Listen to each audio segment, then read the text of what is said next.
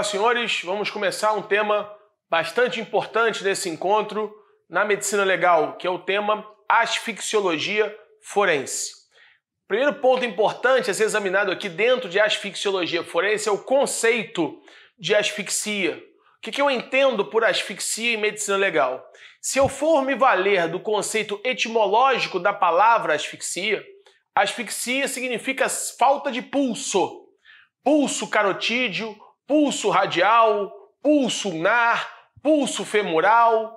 Ou seja, quando a gente fala em pulso, os vasos sanguíneos, as artérias, elas pulsam. O coração ele vai impulsionar o sangue para todo o corpo na grande circulação através do ventrículo esquerdo a partir da artéria aorta.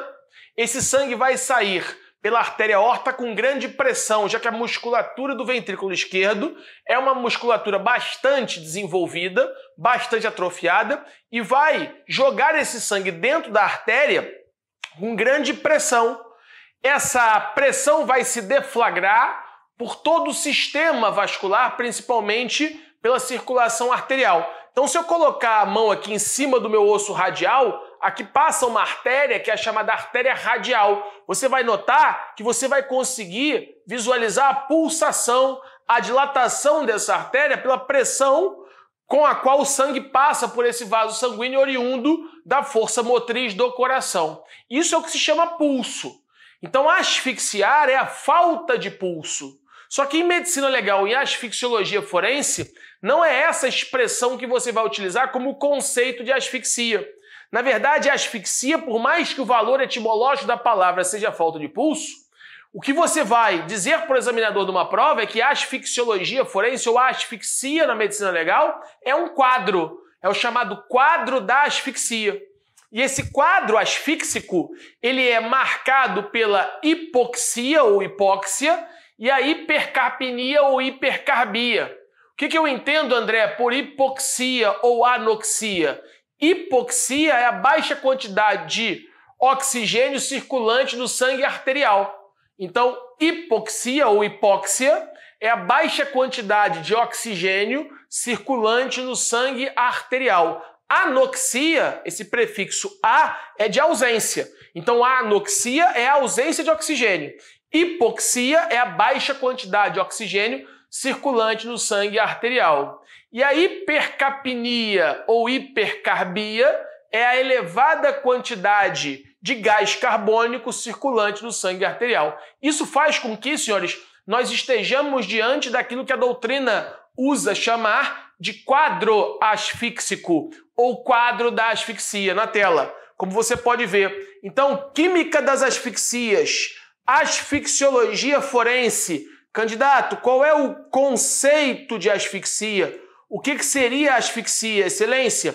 A asfixia é um quadro marcado por hipoxia e, somando a hipoxia, a hipercarbia ou a hipercapnia. O que é hipoxia? É a baixa quantidade de O2 circulante no sangue arterial, Artérias são os vasos sanguíneos que se afastam do coração. Então, vasos sanguíneos que se afastam do coração chamam-se artérias. E a hipercapnia ou hipercarbia é a elevada quantidade de gás carbônico, de CO2, também circulante no sangue arterial. Então, a baixa quantidade de O2 com a elevada quantidade de CO2 circulante no sangue arterial, volta por favor, é o que se chama de quadro da asfixia. Então, a asfixiologia é a ciência que estuda a asfixia. E a asfixia é um quadro, chamado de quadro da asfixia, marcado pela elevada quantidade de O2 circulante no sangue arterial e a baixa quantidade de CO2 circulante no sangue arterial, formando esse somatório de quadro da asfixia. Muito bem. Aí você poderia estar se perguntando, ou o próprio examinador poderia te perguntar, mas para que eu respiro? Qual é a função do oxigênio para a manutenção da vida? Qual é a função desse gás? Qual é o papel que ele desempenha? Por que se eu ficar 5, 6, acima de 7 minutos Sem ter esse aporte de oxigênio, possivelmente a morte vai se instalar. Qual é a sua funcionalidade na fisiologia humana, por exemplo, que é o que nos interessa aqui nesse momento, né? E aí, senhores, a gente vai passar a estudar com isso a química das asfixias. É um ponto fundamental. Você vai ver que alguma coisa que tem um certo aprofundamento em química, em biologia, mas que ainda que você não seja formado nessas matérias, seja formado em direito, por exemplo, você tem que entender isso, porque você entendendo a química das asfixias é metade do caminho andado para você estudar os temas que virão, a classificação das asfixias, as modalidades da asfixia e você conseguir avançar na matéria. Então, senhores, começo mostrando aí para os senhores na tela uma célula, já fiz alusão a ela em blocos passados. Que célula é essa? Essa é um eritrócito. Eritrócito você vai conhecer usualmente com o nome de hemácia. Hemácia é uma célula do sangue. O sangue é um tecido, chamado de tecido hematopoético, que tem uma parte líquida, eu já falei isso em blocos passados, e tem uma parte sólida. A parte líquida do sangue é o plasma, formado em sua grande maioria por água. 95% do sangue é água, H2O, plasma. Parte líquida do sangue, algumas proteínas. A principal proteína plasmática é a albumina. E o sangue tem uma parte sólida, formada pelos elementos figurados do sangue, que são 3: os eritrócitos, os leucócitos e plaquetas. Na nossa aula de baropatia, eu disse que um adulto de cerca de 70 quilos, ele vai ter por milímetro cúbico de sangue em torno de 5,5 milhões de eritrócitos. Essa célula anucleada, sem núcleo, sem citoplasma, biconvexa, que tem uma função fundamental para a manutenção da vida. É essa célula que transporta o oxigênio.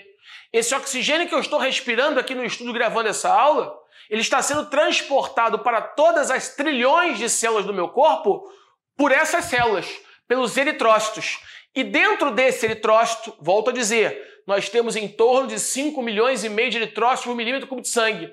E dentro desse eritrócito tem uma proteína fundamental para a vida também, que é a hemoglobina. A hemoglobina é uma proteína formada por 4 anéis tetrapirrólicos com uma molécula de ferro no meio. Então a hemoglobina é uma proteína que fica dentro do eritrócito. Então em cada eritrócito desse, em cada célula dessa, tem 300 mil moléculas de proteína hemoglobina. Então há 300 mil dentro de uma molécula dessa aqui, de uma célula dessa aqui, que é um eritrócito, que você só consegue visualizar no microscópio de varredura, você não consegue, obviamente, visualizar a olho nu, a olho desarmado. Então, em 1 milímetro cúbico tem 5,5 milhões de eritrócitos. E em cada eritrócito desse tem 300 mil hemoglobinas. O que é uma hemoglobina? É uma proteína. O que é uma proteína? É um conjunto de aminoácidos. Ou seja, nessa proteína chamada de hemoglobina, ela é formada por 4 anéis tetrapirrólicos com uma molécula de ferro no meio. E esse ferro é um íon que tem carga positiva. É o chamado ferro diferroso, tem carga +2, eletricamente falando. E o oxigênio tem carga -2. O oxigênio vai se ligar ao ferro, formando a oxihemoglobina. E essa oxihemoglobina vai transportar a hemoglobina ligada ao oxigênio, chama-se oxihemoglobina, vai transportar esse oxigênio pelos vasos sanguíneos para todas as células do nosso corpo. A célula lá do dedão do pé, no espaço mais longínquo do coração, que poderia ser pensado aqui como o dedão do pé, vai receber um oxigênio que está sendo transportado pelo eritrócito ligado à molécula de ferro dentro da hemoglobina, dentro do eritrócito, a partir da proteína chamada de hemoglobina, que tem uma molécula de ferro, tem o composto químico de ferro no centro da hemoglobina, que é a proteína formada por 4 anéis tetrapirrólicos, que vai dar essa cor vermelha ao sangue. E quando se liga a hemoglobina, vai se formar o oxigênio, vai se chamar oxihemoglobina. Então, senhores, quando nós inalamos, puxei uma certa quantidade de ar, o que veio nesse ar? Falei nos blocos passados, falei na aula especificamente de baropatias. O ar ambiental ele é formado 78% dele de nitrogênio, também chamado de azoto, 21% de oxigênio. O oxigênio é o que eu estou procurando. A gente vai entender o que o oxigênio vai fazer daqui a pouco. E 1% de outros gases. Esse oxigênio é transportado por quem? Por essa célula. É uma hemácia. Hemácia e eritrócito é a mesma coisa. Célula biconvexa, quando adulta, anucleada. Sem núcleo e sem citoplasma. Ela vai perdendo o núcleo, perdendo o citoplasma para que ela possa ganhar mais espaço intracelular para transportar o oxigênio. Agora, a hemácia jovem, o eritrócito jovem, produzido lá na medula óssea dos ossos longos, tem núcleo e tem citoplasma. O eritrócito já, com um tempo de vida, ele perde o núcleo, perde o citoplasma para transportar o oxigênio. Essa célula aqui, ela vive em torno de 120 dias. Então, o seu período de existência, fisiologicamente falando, cada hemácia dessa aqui vive 120 dias.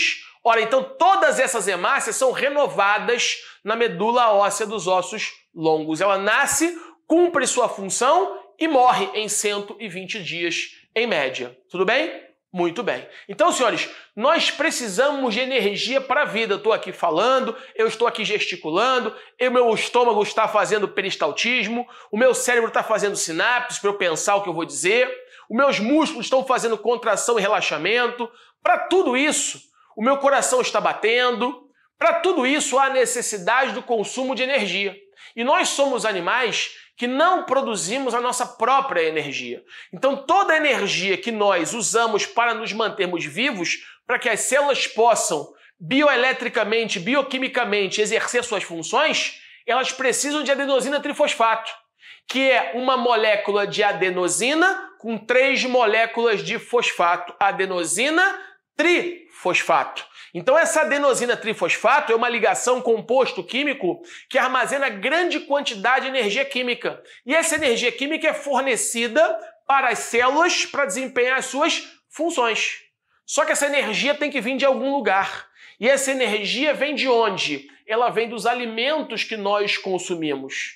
Para ser mais preciso, vem da glicose. Normalmente da molécula de glicose. Pode vir de um lipídio? Pode vir de um lipídio, mas normalmente vem da glicose. O que é uma glicose? Uma glicose é uma hexose, é um açúcar de 6 carbonos. E essa glicose, esse açúcar de 6 carbonos, que está na sua tela, essa hexose, uma molécula de glicose, ela tem ligações químicas entre os carbonos. Aqui existe energia química. E quando essa molécula de 6 carbonos, C6H12O6, que é a fórmula química da glicose, quando eu quebro essa ligação química aqui entre 2 carbonos, eu libero essa energia química. E essa energia química é armazenada num corpúsculo, tá aqui embaixo, ó, que é o ATP, adenosina trifosfato, lá no mitocôndria, que a gente vai ver daqui a pouco. E eu vou utilizar essa energia química para todas as funções vitais de cada uma das trilhões de células que nós possuímos no nosso corpo. Então, a energia que nós utilizamos para que a nossa máquina, corpo humano, altamente complexa, possa funcionar, ela vem da queima da molécula de glicose. Só que, obviamente, você não vai, numa prova de medicina legal, usar a expressão queima. A expressão tecnicamente mais correta é a oxidação da molécula de glicose. Então essa molécula de glicose aqui que você vai consumir a partir dos alimentos, ela vai ser oxidada, leia-se, ela vai ser queimada. Mas onde, André? Dentro da célula. Mas em que local da célula? No retículo endoplasmático rugoso? Não. No retículo endoplasmático rugoso faz-se proteínas, é a síntese de proteínas. Então não é lá. Em que organela celular esse fenômeno ocorre? A queima de um açúcar de 6 carbonos, uma hexose chamada de glicose, para liberar energia química, que era a energia que ficava entre as ligações de carbono, que vai ser armazenada num corpúsculo chamado ATP, adenosina trifosfato, que nós vamos utilizar a todo momento para exercer uma série de funções celulares. Isso ocorre aonde? Isso ocorre no mitocôndria. Então, mitocôndria é como se fosse, entre aspas, o forno da célula. Então, o mitocôndria, joga na tela, seria o chamado, está aqui embaixo ó, no slide, o mitocôndria é uma organela celular que nós poderíamos dizer que ele seria o forno da célula. Forno. Mas por que forno, André? Porque lá no mitocôndria ocorreria, volta para mim, Por que forno? Porque no mitocôndrio ocorreria a queima. No forno a gente queima, né? Por isso o forno da célula é o mitocôndria. Óbvio que na prova eu estou usando aqui uma maneira mais didática para você entender. O ideal é que você não fale que é o forno da célula. O ideal é que você não fale que lá ocorra queima, mas que você diga para o examinador que nesta organela celular, chamada de mitocôndria, e existem células que têm mais mitocôndria, existem células que têm menos mitocôndria, as células musculares, as células da musculatura esquelética lisa, ou estriada, por exemplo, o músculo estriado esquelético, ele precisa de muito, as células daquele músculo precisam, as miofibrilas, precisam de muito mitocôndria, porque vai ter alto consumo de energia para fazer os movimentos. Para a actina e a miosina, a gente vai ver isso mais à frente, que elas possam gerar pontes cruzadas, essas pontes cruzadas possam, transformando energia química em energia cinética, aquelas células, aquelas miofibrilas possam deslizar uma sobre a outra, fazendo contração e relaxamento muscular. Ora, nós temos 650 músculos no corpo, que a todos os momentos, eu estou falando aqui, vários músculos estão se movimentando a partir de oxidação de moléculas de glicose, a partir de mitocôndria oxidando, formando energia química, criando ATP, gastando ATP, fazendo uma respiração anaeróbica com gasto de energia. Então, as células que têm mais mitocôndria têm células que têm menos mitocôndria. As nossas células não têm a mesma quantidade de mitocondrial em cada uma delas. É óbvio que se é uma célula, por exemplo, da musculatura cardíaca, esse músculo precisa a todo momento estar em movimento, desde o momento que você nasce até o momento que você morre, 80, 90, 100 anos, e esse músculo não para em nenhum momento. Está consumindo ATP a todo momento. Então eu preciso de uma produção de energia, e essa produção de energia na célula, ela ocorre no mitocôndria. Então é importante você gravar isso. Por isso que eu estou me debruçando aqui sobre essa parte inicial, porque se você formar uma boa base aqui, você vai avançar bem no estudo da medicina legal, especificamente aqui na asfixiologia forense. Então, da onde vem essa energia? Essa energia vem dos alimentos, especificamente dos açúcares.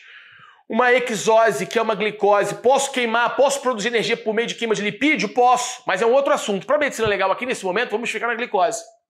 Ora, então eu vou queimar, entre aspas, eu vou oxidar essa molécula de 6 carbonos, porque existe energia química na ligação entre esses carbonos, eu quebro. Então não são 6 moléculas de carbonos, 1, 2, 3, 4, 5, 6. Eu quebro inicialmente isso aqui, transformando, em vez de agora eu ter uma glicose, eu tenho 2 ácidos pirúvicos. Então quando eu quebro essa ligação química aqui no meio, eu vou formar 2 moléculas de ácido pirúvico, e esses ácidos pirúvicos vão entrar no mitocôndria e vão participar do chamado ciclo de Krebs. E no ciclo de Krebs, ao final dessa fosforilação oxidativa da molécula de glicose, fosforilação oxidativa da molécula de glicose ocorre dentro do mitocôndria. Eu vou ter um resultado, várias reações químicas, mais de 20 reações químicas. Eu preciso saber essas 20 reações químicas? Não, você não precisa. Nem no curso de medicina a gente aprende cada um dos passos, mas você não precisa reproduzir, você tem que saber que existe e como é que acontece. Mas isso é no curso de medicina, numa aula de fisiologia. Você vai aprofundar isso numa aula de química, que não é o objetivo aqui. Aqui não é nem curso de medicina, nem de química. Então você precisa saber o seguinte só, que a glicose, que é uma molécula de 6 carbonos, é da ligação química entre esses carbonos, que é a energia química. Essa energia é queimada e essa energia é armazenada num corpúsculo chamado de ATP, adenosina trifosfato. E o ATP é usado para todas as funções onde há gasto de energia no nosso corpo. Isso será feito a partir do consumo do ATP. Isso é produzido no mitocôndria. É isso que você precisa saber para a prova de delegado. E que, a partir do final dessas reações químicas, que começam no citoplasma da célula, passam a ocorrer dentro do mitocôndria, no ciclo de Krebs, há um resultado. E aí você só precisa saber que resultado é esse. Obviamente, você não precisa saber nada das 20 etapas que ocorrem entre a entrada do oxigênio com elétrons de alta negatividade dentro da mitocôndria para saber o que sai. Basta que você saiba o que sai. E o que sai, o resultado dessa equação química, vai depender se essa fosforilação oxidativa da molécula de glicose, se ela é na presença do oxigênio ou se ela é feita sem oxigênio. Então, se essa fosforilação oxidativa da molécula de glicose ocorrer sem oxigênio, em outras palavras, se eu queimar essas duas moléculas de ácido pirúvico dentro do mitocôndria, se eu queimá-las, entre aspas, se eu oxidá-las, sem o oxigênio participar da reação química, eu vou estar fazendo uma respiração celular anaeróbica.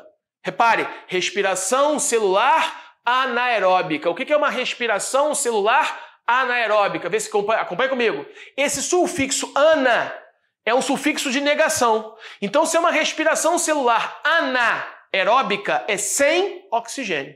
Então, eu vou estar queimando a molécula de glicose dentro do mitocôndria sem que o oxigênio participe da reação química. Qual é o problema de fazer isso sem oxigênio?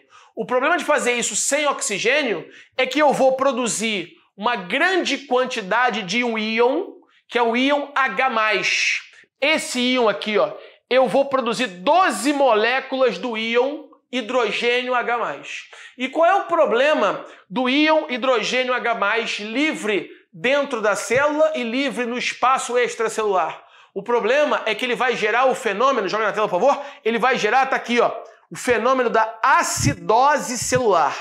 Ele vai gerar uma acidose celular. O pH, a quantidade de íons, eu falei isso na primeira aula, na fisiologia, na primeira aula aqui do módulo, eu disse o seguinte: a homeostasia, o pH neutro é o pH que está em 7,4.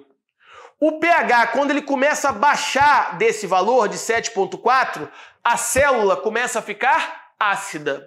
E a vida não prospera em meio ácido. A vida vai prosperar em meio básico, em meio alcalino ou em meio neutro. Então o pH do sangue, o pH tecidual, ele tem que ser 7,4. pH em torno de 7, 7,3, 7,4, com pouca variação.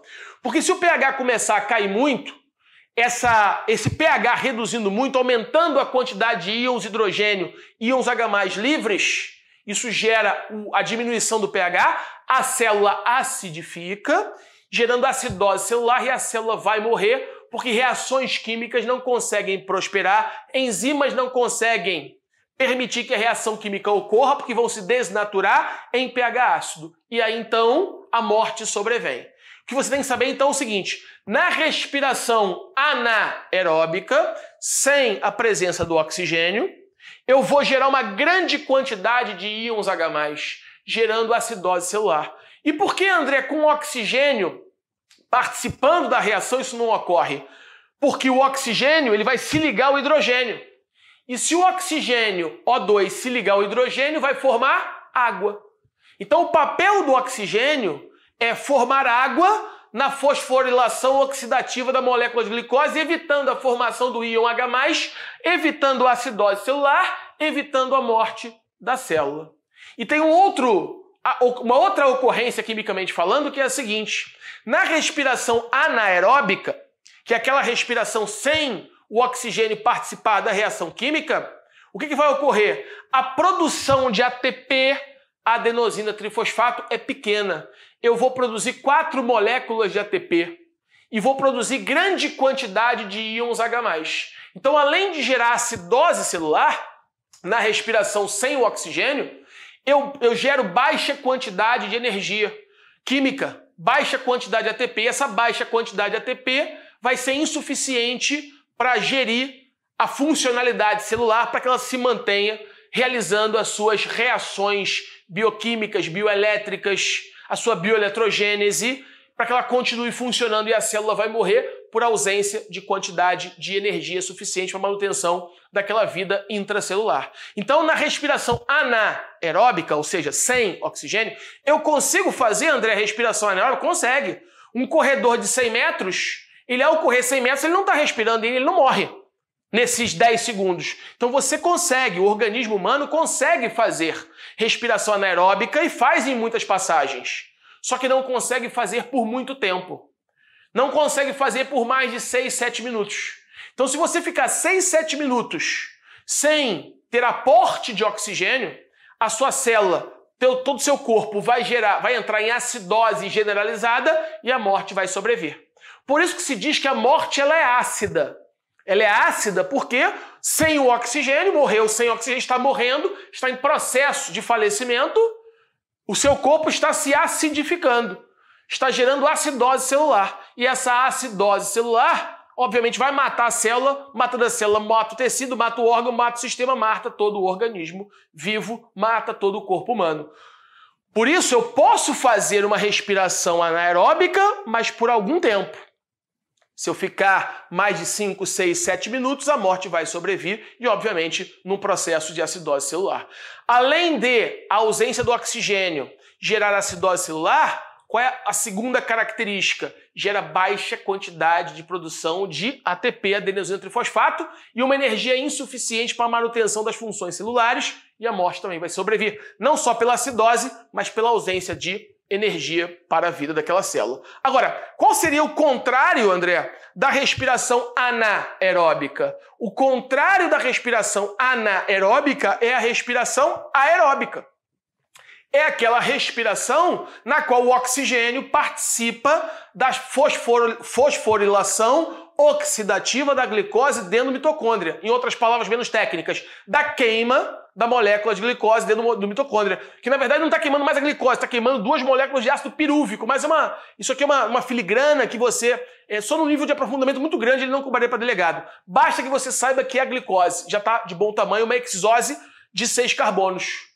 Uma hexose de 6 carbonos chamada de glicose. Um açúcar de 6 carbonos chamado de glicose. Ah, André, tem açúcar de 5 carbonos? Tem, uma pentose. Ou seja, tem açúcar de 4 carbonos? Tem. Então, mas o que interessa pra gente é a hexose e açúcar de 6 carbonos. Então, voltando para cá. Quando eu penso, por exemplo, na respiração anaeróbica, é sem oxigênio. E na respiração aeróbica? Na respiração aeróbica, o oxigênio participa da reação química. E quando o oxigênio participa da reação química da oxidação da molécula de glicose, o que eu vou ter? Olha aqui, ó, joga na tela, por favor. Com o oxigênio na tela, com o oxigênio na respiração aeróbica, eu vou formar 38 moléculas de ATP, 6 moléculas de carbono e 6 moléculas de água. André, se eu tirar o oxigênio da jogada, aí a oxidação, né? Você acabou de dizer, é anaeróbica. Esse ana aqui, ó, é uma negação. Esse A é um A de negação. Não oxigênio. A respiração sem oxigênio. Então, uma respiração sem oxigênio, acabei de dizer, forma 4 moléculas de ATP, baixa quantidade de energia química e 2 moléculas de ácido lático. O ácido lático é o ácido que vai se formar a partir do íon hidrogênio livre. Então, quando o íon hidrogênio fica livre, está aqui na sua tela, vai se formar hidrogênios livres, são ácidos nocivos à vida. Forma-se ácido lático.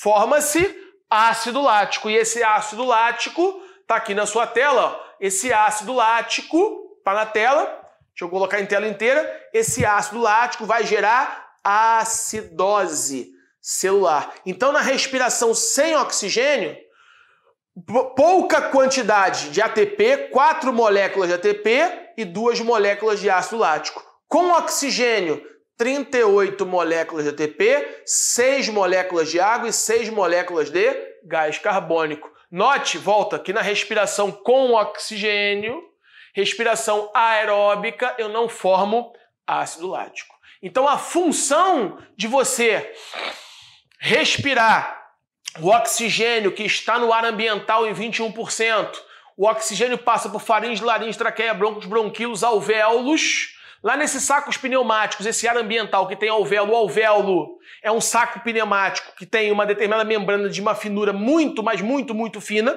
Esse oxigênio vai atravessar a membrana plasmática do alvéolo, das células que compõem o alvéolo, passa para os capilares, atravessa a membrana dos capilares, também muito fino, só visto em microscópio eletrônico de varredura, e está passando por dentro do alvéolo. Quem está passando por dentro do alvéolo? Um eritrócito. Uma molécula dessa aqui, uma célula dessa aqui. E dentro dessa célula aqui tem uma proteína, que é a hemoglobina, que é uma proteína formada por 4 anéis tetrapirrólicos com uma camada de ferro no meio. O que o oxigênio vai fazer? Vai ser capturado, o oxigênio vai aqui para dentro. O oxigênio vai ser aqui para dentro. Só que o oxigênio aqui para dentro, vou até mudar a cor da caneta, que está em vermelho, o oxigênio aqui dentro, ele vai se ligar a quem? O oxigênio vai se ligar à hemoglobina, que é uma proteína. Um anel, 4 anéis tetrapirrólicos com no meio da hemoglobina uma molécula de ferro. Só que o ferro tem carga elétrica mais 2 e o oxigênio tem carga elétrica menos 2. Uma afinidade entre o oxigênio e a hemoglobina vai formar a chamada oxihemoglobina. E assim, esse oxigênio vai ser transportado para todas as células do nosso corpo. E aí, senhores, finalizando esse bloco de asfixiologia forense. Ora, o que é asfixiar alguém? Asfixiar é impedir que esse oxigênio que está aqui no ar ambiental, que ele seja capturado e que ele chegue dentro do mitocôndria, que ele chegue aqui dentro. E por que esse oxigênio precisa chegar aqui dentro? Porque ele precisa participar quimicamente da fosforilação oxidativa dessa molécula aqui de glicose, que já no citoplasma se rompe formando 2 moléculas de ácido pirúvico e entra no mitocôndria para participar do ciclo de Krebs. Se você faz isso com oxigênio, ao final você tem uma reação química. Ao final você tem uma reação química com 38 moléculas de ATP, 6 moléculas de água e 6 moléculas de gás carbônico. Mas por que você tem 6 moléculas de água? Porque está vendo esses 12 hidrogênios livres aqui? Ora, esses 12 hidrogênios livres aqui vão se ligar a 6 oxigênios formando água, porque o oxigênio ligado ao hidrogênio vai formar o H2O, e o H2O é a água. E a água, o nosso organismo, ele vai, obviamente, tratar de forma muito bem-vinda. Nós somos praticamente água. 70%, 65%, 70% do nosso corpo é água. Então a água faz parte da nossa fisiologia, da nossa constituição, com, obviamente, milhões de outros organismos químicos que vão compor, obviamente, o nosso organismo, os nossos tecidos, nossas células, tecidos, vasos sanguíneos, ou seja, toda a nossa estrutura óssea, mas grande parte, quase a totalidade, é proteína e água. Nós somos basicamente proteína e água. Então, senhores, o que vai acontecer? O oxigênio, se ele participar dessa reação química no mitocôndria, eu não formo essas 12 moléculas do íon hidrogênio. Não formando, a célula não acidifica. E aí, na verdade, eu formo o quê? Eu formo 6 moléculas de água, 6 moléculas de gás carbônico, e esse gás carbônico, ó, eu devolvo para o meio ambiente.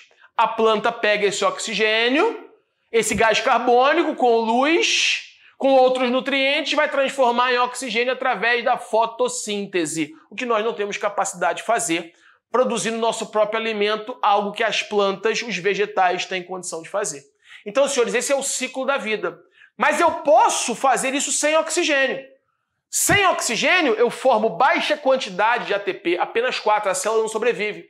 Formo ácido lático, acidose celular, a célula morre. Então esse é o papel do oxigênio nessa história toda. E aí por que eu preciso respirar? Para que ocorra esse fenômeno, para que a formação de energia a partir da molécula de açúcar, formando ATP, na presença do oxigênio, vai formar uma quantidade muito maior de ATP. Vai formar água e gás carbônico. A água eu aproveito, que eu sou praticamente água e proteína. O gás carbônico é tóxico, mas eu coloco para fora. E sem oxigênio eu também formo ATP? Também formo, mas em quantidade pequena. Formando acidose celular, porque esses hidrogênios aqui, ó, eles vão ficar livres, já que não tem oxigênio para se ligar a eles e formar água. Nós acabamos de estudar a química das asfixias. Então, senhores, isso aqui, por mais que seja complicado, muita nomenclatura que talvez você que tenha feito direito nunca viu, mas eu acredito que dê para você entender. Qualquer dúvida você me escreve e eu tiro dúvidas pontuais no inbox do Instagram ou pelo nosso site próprio. Tudo bem? Tranquilo aí? Bom, fechando esse bloco, no próximo bloco eu vou começar a falar então das modalidades de asfixia, dando continuidade. Essa apenas foi a introdução do tema asfixiologia forense. Aguardo os senhores lá. Um abraço, fiquem com Deus.